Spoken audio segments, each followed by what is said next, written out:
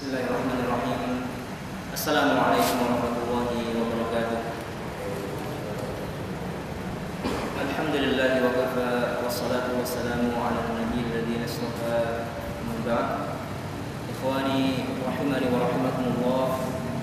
Alhamdulillah, segala puji bagi Allah Subhanahu wa taala yang telah memberikan kepada kita semuanya nikmatul Islam wa nikmatul iman, serta nikmat kesehatan dan kesempatan, karena hingga detik ini kita masih dapat melaksanakan di antara kewajiban kita selaku seorang muslim, salat zuhur berjamaah.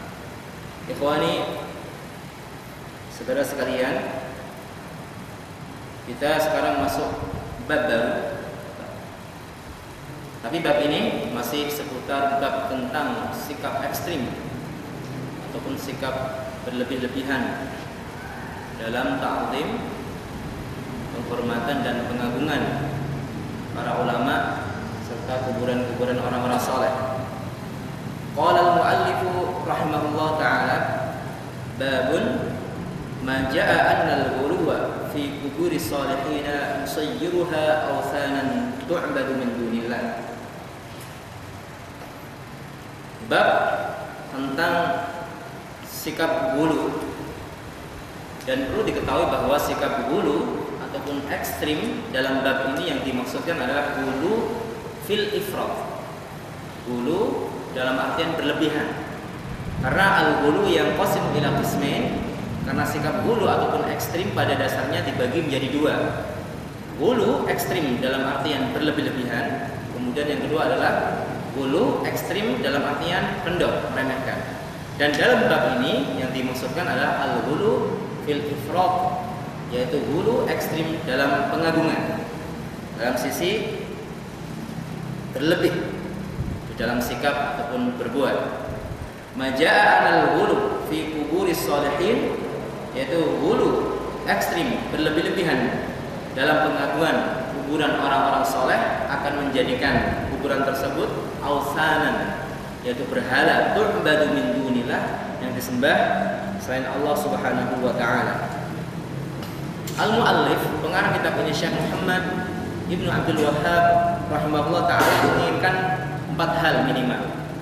Hal ini dikutip oleh Syekh Sulaiman bin Abdullah dalam bukunya Taisir Al-Aziz Al-Hamid. 4 hal yang ingin ditegaskan oleh muallif dalam bab ini.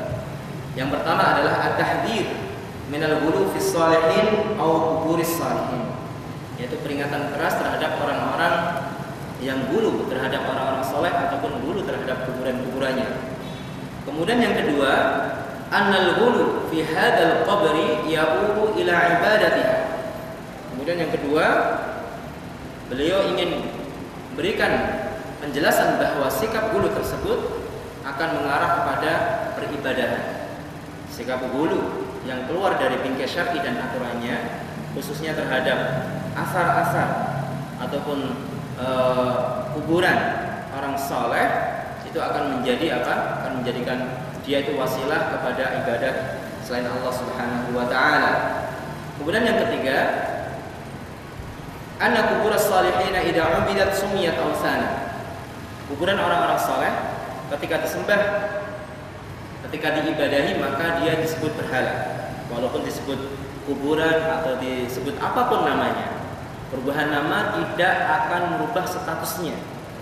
Ada satu istilah, taghyirul asma la yughayyirul musammayat, atau taghyirul ismi la yughayyirul musamma. Perubahan nama tidak berpengaruh pada hakikat. Sesuatu yang memabukkan itu adalah khamr, walaupun disebut dengan istilah sesuatu yang ma'ruf mungkin ya. Kalau di Yaman ada daun yang sering digunakan oleh penduduk Yaman, al-qat namanya. Al-qat itu kalau dilihat dari peraturan internasional masuk narkotika, bagian daripada narkotika, dilarang.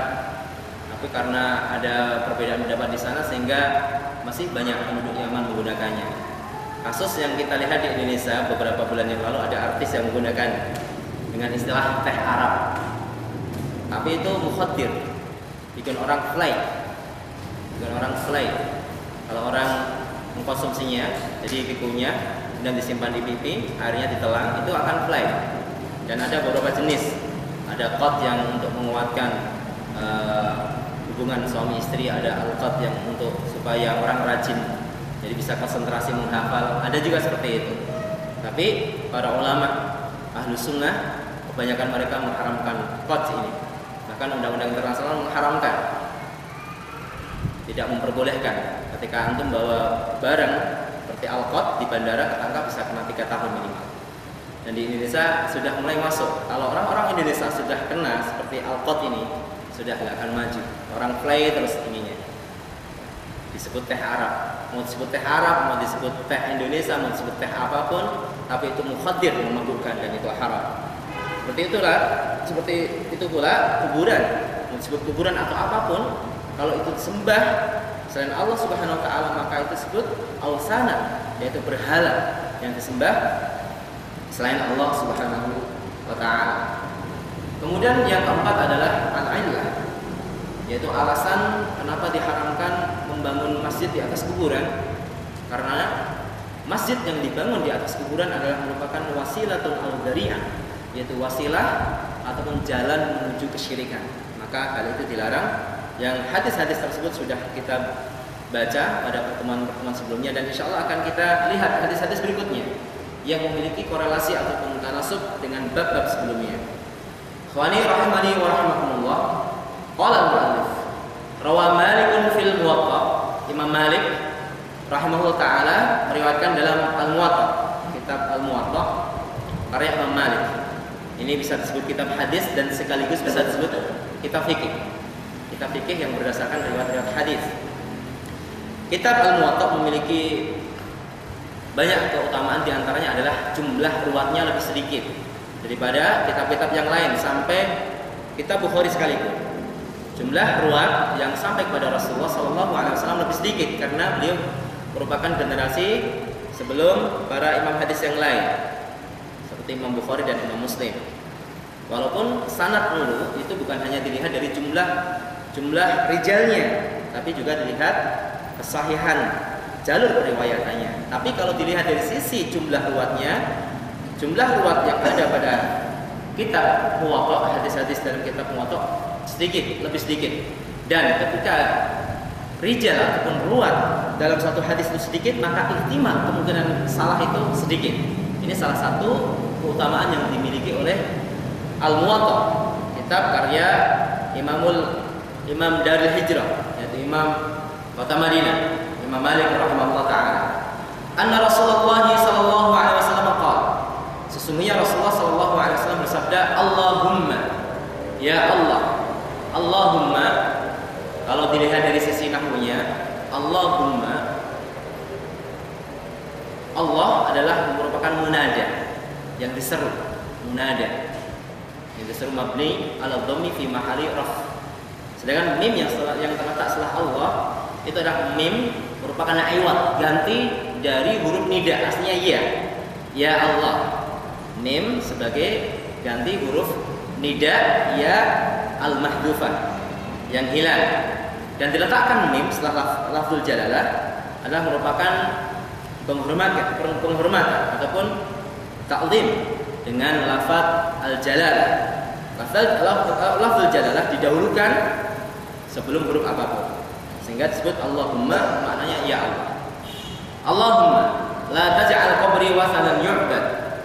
Ya Allah, jangan jadikan kuburanku, kata Rasulullah, wasanan yu'bad, yaitu berhala yang disembah. Hadis yang diriwayatkan oleh Imam Malik dalam Al-Muwatta, hadis yang mursal dari Yasar, dari Atha bin Yasar.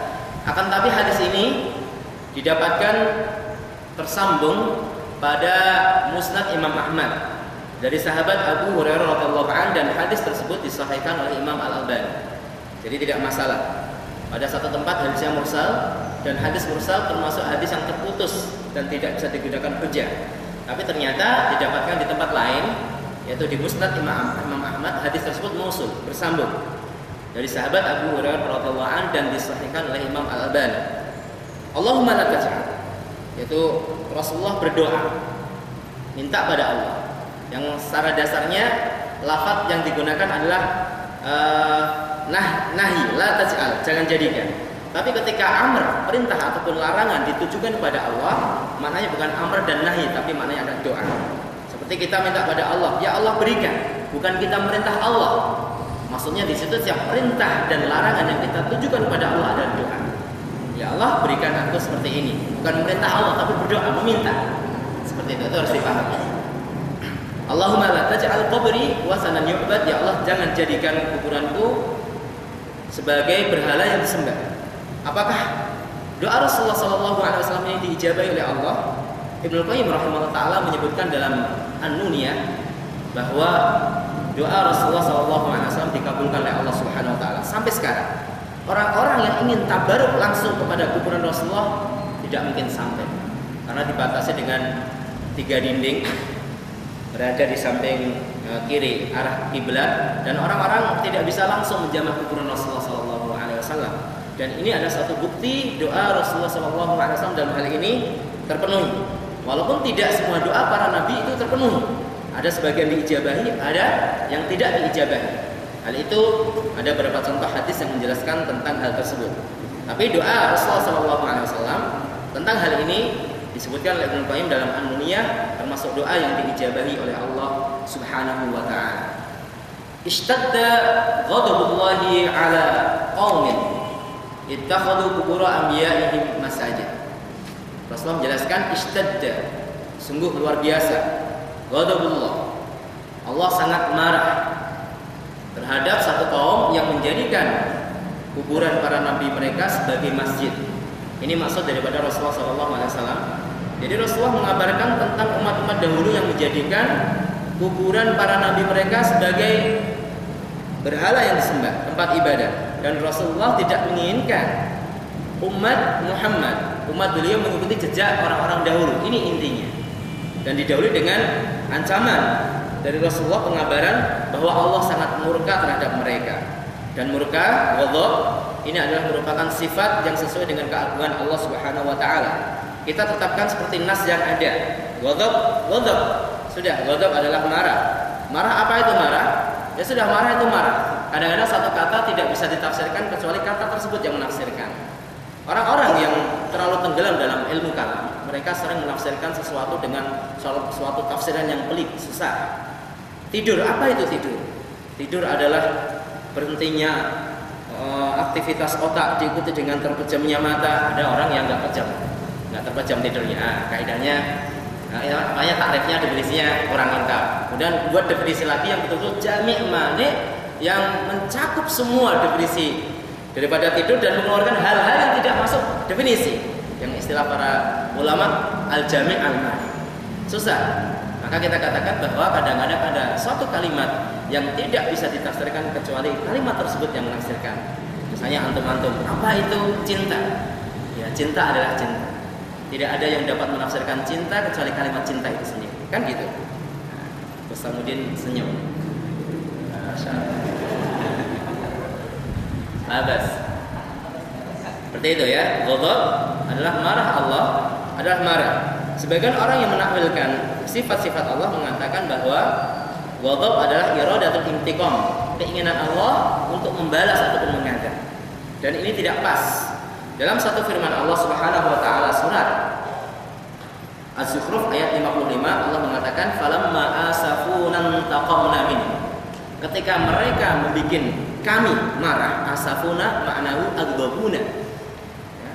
Ketika mereka menjadikan kita marah, intaqamna minhum, kami siksa mereka. Artinya siksa dengan adab itu berbeda. Tapi mungkin bisa kita katakan siksa adalah asar, natijah daripada marah itu sendiri. Tapi marah bukan iradatul intiqam, bukan adab. Itu harus dibedakan. Kita mengimani ayat-ayat yang menunjukkan sifat Allah seperti itu, ayat datang. Dan hal ini juga menunjukkan bahwa Rasulullah SAW adalah orang yang paling pandai menakbirkan, mengungkapkan suatu makna dalam kalam. Rasulullah mengatakan satu ya satu. Rasulullah mengatakan ghadab ya ghadab. Kalau kita takwilkan ghadab misalnya marah itu adalah keinginan Allah untuk mengazab, berarti kita mengatakan Rasulullah tidak pandai mengutarakan suatu kata, tidak pandai menjelaskan suatu makna daripada kalimat. Jadi bisa kita katakan plan-plan. Na'udzubillah min dzalik. Ini Rasulullah seakan menggunakan kalimat yang tidak ingin dipahami umatnya dengan mudah. Ghadab artinya ini. Allah yang zil, Allah turun yang turun rahmatnya. Ini seakan-akan kita menuduh Rasulullah SAW seseorang yang tidak pandai mentakbir suatu kalimat. Na'udzubillah min dzalik. Maka kita interaksi dengan ayat-ayat nas dari ayat ataupun hadis yang menunjukkan sifat Rasulullah SAW, beriman sesuai dengan zahirnya. Ya, kita serahkan kaifiyahnya, tata cara Allah dalam sifatnya itu kepada Allah Subhanahu wa taala, karena Allah tidak memberikan keterangan secara tafsil rinci tentang hal tersebut. Kita tafwid, menyerahkan dalam hal kaifiyah, yaitu tata cara, bukan makna. Kalau makna kita pahami. Ada sebagian orang gulu, terlalu hati-hati dalam masalah nas-nas yang menunjukkan sifat, mereka tafwid, menyerahkan makna dan kaifiyahnya. Mereka sering disebut dengan al-mufawwidhah, yaitu menyerahkan makna dan kaifiyahnya. Ahlussunnah wal Jamaah tidak seperti itu. Ahlussunnah wal Jamaah menyerahkan hal-hal yang sifatnya kaifiyah, tata cara Allah dalam sifatnya. Istiwa Allah bagaimana? Kita serahkan pada Allah. Ghadab Allah seperti apa? Allah turun seperti apa? Kita serahkan pada Allah. Adapun makna itu maklum, tidak ada sifat Allah kecuali dipahami maknanya. Itu harus dipahami. Ikhwani rahimani wa rahimakumullah. Ishtadda ghadabullahi 'ala qaum. Sungguh Allah marahnya luar biasa terhadap kaum yang menjadikan kuburan para nabi mereka sebagai masjid. Sebagai masjid artinya sudah kita jelaskan bahwa tidak harus serta-merta seseorang itu membangun masjid secara fisik di atas kuburan. Orang yang menjadikan kuburan tempat ibadah, maka otomatis ia menjadikan tempat tersebut sebagai masjid. Karena masjid ada makna secara khusus dan makna secara umum, dan hal tersebut sudah kita terangkan pada pertemuan sebelumnya. Wa qala, berkata Imam Muhammad wa Ibnu Jarir bi sanadi. Ibnu Jarir yaitu seorang mufassir yang sangat terkenal sekali, Ibnu Jarir At-Tabari. Dan tidak ada tafsir setelahnya kecuali merujuk pada tafsir beliau. Tafsir yang sangat luar biasa. Wa Ibnu Jarir bi sanadi an Sufyan ini mubham. Sufyan siapa? Tapi Syekh Sulaiman bin Abdullah dalam Taisir Al-Aziz Al-Hamid mengatakan Sufyan di sini ada Sufyan Ats-Tsauri. Jadi pentingnya kita belajar rijalul hadis juga, ketika ada rawi yang mubham tidak disebutkan namanya, maka dirujuk pada kitab-kitab yang menerangkan al-mubhamat. Siapa tahu? Orang-orang ja'a rajulun ya Rasulullah. Siapa rajul ini? Itu bisa ditelusuri. Ya, bisa ditelusuri dalam kitab-kitab yang menerangkan tentang al-mubhamat, orang-orang yang tidak disebutkan namanya dalam periwayatan hadis. An Mansur, an Mujahid. Dari Mansur dan Mujahid. Dan itu pula masalah-masalah yang berhubungan dengan mubham, perawi yang tidak disebutkan itu bisa dirujuk dengan cara melihat syekhnya dan juga bisa melihat dari murid-muridnya. Ya, dilihat dari syekhnya, siapa murid-muridnya, maka bisa ditentukan siapa si rawi tersebut. An Mansur an Mujahid. Dari Mujahid. Mujahid adalah salah satu murid Abdullah bin Abbas radhiyallahu anhu. Afara'aitumul Lata wal Uzza. Yaitu dia berkata tentang firman Allah, Afara'aitumul Lata wal Uzza. Tidakkah kalian melihat Al-Lata wal Uzza? Yaitu dua berhala yang diagungkan oleh bangsa Arab pada waktu itu. Al-Lata, ada sebagian membaca Al-Lata dengan tasydid, itu dimaksudkan adalah sejarahnya. Al-Lata adalah seorang laki-laki, ar-rajul alladhi yalutus sawiq. Latta yalutu, yaitu membuat makanan berupa sawik. Ya, makanan sawik itu seperti tepung ya. Tepung kemudian dimatangkan, dihancurkan lagi, dicampur dengan barang-barang seperti tamar, kurma dan lain sebagainya. Ya, intinya makanan mereka. Dan ini dipersembahkan untuk para ziarah Baitul Haram, orang-orang yang haji. Mereka khidmah, gratis makanan itu. Ini dilakukan oleh orang-orang yang hidup sebelum diutusnya Rasulullah SAW. Khidmah kepada para peziarah Masjidil Haram, para jamaah haji. Tapi kalau sekarang antum saksikan, pada musim haji yang barang aslinya di luar musim haji harganya 1 riyal akan dijual menjadi 5 riyal. Kebalik. Alhamdulillah min dzalik, walaupun itu halal. ya. Carilah keuntungan pada musim haji ya. Termasuk fadilah Allah, keutamaan Allah adalah mencari rezeki pada musim haji. Laisa fi iskal. Tidak ada iskal. Tapi masalahnya di situ tadi, khidmahnya agak berkurang. Ya kalau mungkin 1 rial tidak masalah, tapi ditingkatkan, dilipat gandakan. 1 rial jadi 5 rial. Gitu ya. Bakso kalau di sini mungkin murah, 7.000, 8.000 ya, Pak. Tapi kalau di sekitar Masjid Nabawi, Masjid Makki bisa kalau musim haji bisa 15 rial. Kalikan 2.500 berapa? Ya, nanti kalau di kesempatan bisa bisnis di sana. Insya Allah ya, mubarak sekalian ibadah di Masjid Nabawi bisa jualan ya. Tapi kalau bisa khidmah kepada jamaah haji ditingkatkan, karena mereka adalah tamu-tamu Allah, wajib dihormati.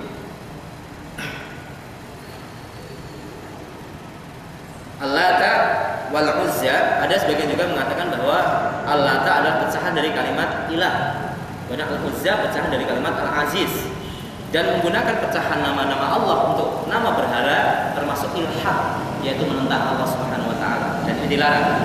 Al-Lata wal Uzza adalah berhala-berhala yang pada dasarnya itu adalah tempat orang-orang saleh, kuburan orang saleh seperti Al-Lat. Kemudian Al-Uzza adalah pohon. Setiap tempat, baik pohon atau kuburan ataupun apapun bentuknya, kalau disembah selain Allah itu namanya wasan, berhala. Apapun namanya, tidak merubah status dia sebagai berhala. Qala, beliau berkata, kana yanqulahum sawib famata fa'aqafu ala qabri. Ini keterangannya, yaitu seorang laki-laki yang membuat makanan dari lata yalutu, membuat makanan untuk para jamaah haji, kemudian dia mati dan orang-orang kemudian i'tikaf ya, beribadah di kuburan orang laki-laki soleh tadi. Wa qad qala Abu Jauza 'an Ibnu Abbas kana yalqus sawib lil hajj. Ini keterangan yang sama. Wa qala wa Ibnu Abbas radhiyallahu anhu qala la'ana Rasulullah sallallahu alaihi wasallam zairatul qubur wal muttakhidina 'alaiha al masajid was surut. Rawahu Ahlus Sunan. Dari Ibnu Abbas radhiyallahu anhu berkata, la'ana Rasulullah sallallahu alaihi wasallam zairatul qubur. Rasulullah melaknat para wanita yang ziarah kubur. Wal muttakhidina 'alaiha al-masajid was-surut, dan yang menjadikan di atas kuburan tersebut masjid, dan as-surut adalah lampu-lampu.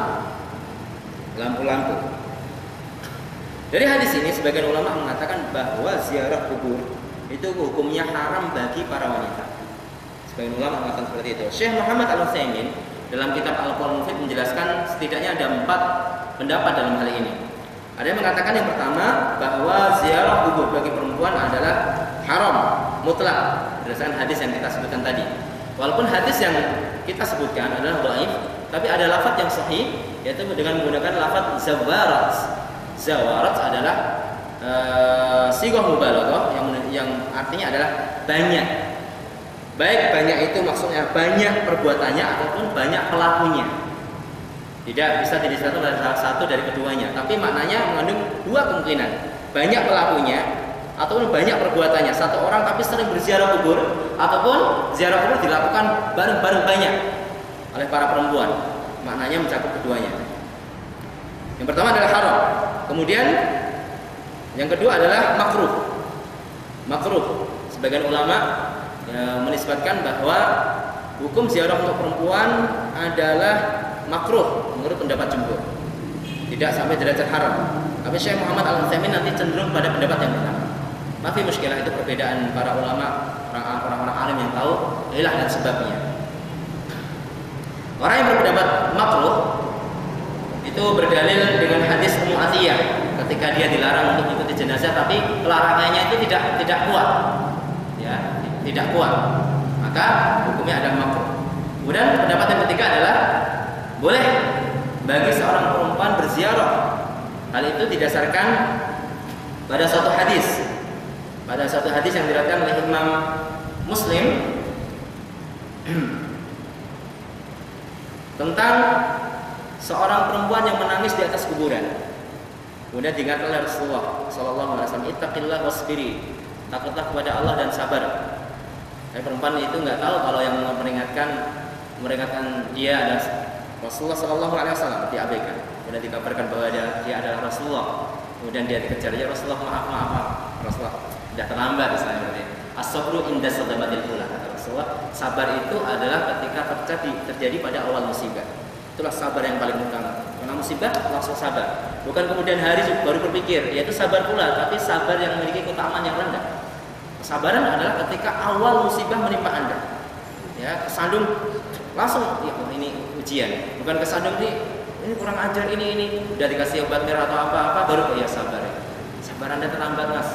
Nah, seperti itu. Ikhwani rahimani wa rahimakumullah.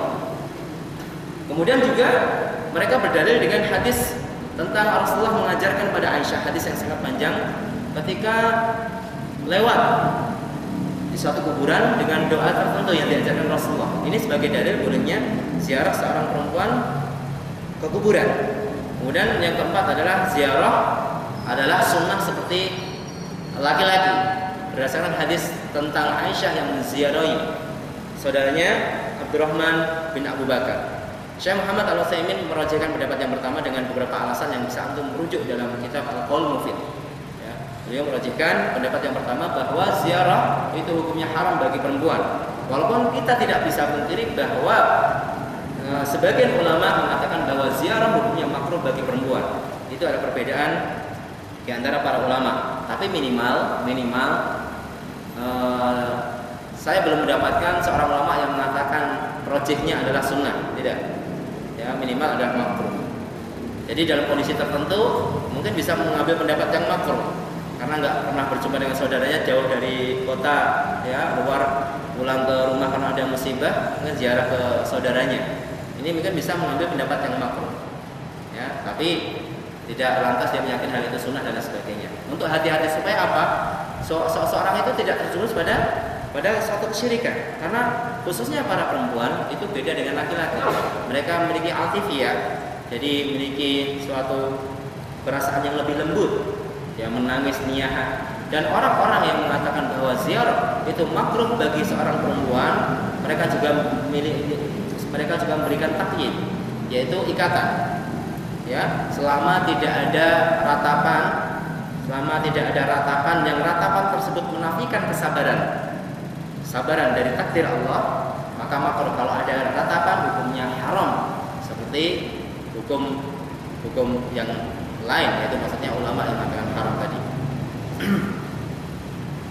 Ikhwani rahimani wa rahimakumullah. Kemudian apa hukum masjid yang dibangun di atas kuburan? Maka para ulama menjelaskan bahwa ketika masjid dibangun di atas kuburan, sedangkan kuburan itu dahulu dibangun, maka masjidnya harus disingkirkan. Tapi ketika masjidnya dahulu, kemudian baru kuburan, maka kuburannya yang dibongkar kemudian dipindah. Kemudian apa hukum sholat di suatu masjid yang ada kuburannya? Di tempat kita banyak, di Jakarta banyak masjid-masjid yang ada kuburannya. Syekhul Islam Ibnu Taimiyah menukil ijma' bahwa sholat di suatu masjid yang ada kuburannya adalah haram. Dan ulama lain juga yang menukil ijma' adalah Ibnu Rajab Al-Hambali. Tapi mereka berikhtilaf, berbeda pendapat tentang apakah sah sholat yang dilakukan sah atau tidak. Itu perbedaan ulama dalam hal itu. Tapi mereka sepakat, bahkan dinukil ijma'. Ya, dinukil ijma' oleh Syekhul Islam kemudian Ibnu Rajab Al-Hambali bahwa hukumnya haram. Tapi apakah sholatnya sah? Karena hal ini mungkin Anda bisa dapatkan pembahasan dalam usul fikih. Berarti sholat di tempat yang haram, yang maksud, tempat yang digosok, diambil secara paksa, itu ada tidak halal. Apakah sholatnya di tempat tersebut itu sah atau tidak? Pada dasarnya haram karena dia di tempat yang haram. Ya. Tapi apakah sah atau tidak? Seperti orang yang memakai baju sutra, apakah sholatnya sah atau tidak? Kalau sholatnya soalnya haram karena memakai itu barang-barang yang haram, tapi apakah sholatnya sah atau tidak, itu menjadi ajang perbedaan para ulama. Al-Jumhur mayoritas mengatakan bahwa sholatnya sah tapi ma'al ism, yaitu dia berdosa. Sholatnya sah tapi berdosa. Tapi sebagian yang lain yang dinisbatkan pada madhab Imam Ahmad mengatakan salatnya batilah. Kalau namanya salatnya batilah, ya sudah batal, tidak diterima, tidak sah. Ya, itu adalah pendapat yang ditetapkan pada riwayat Imam Ahmad.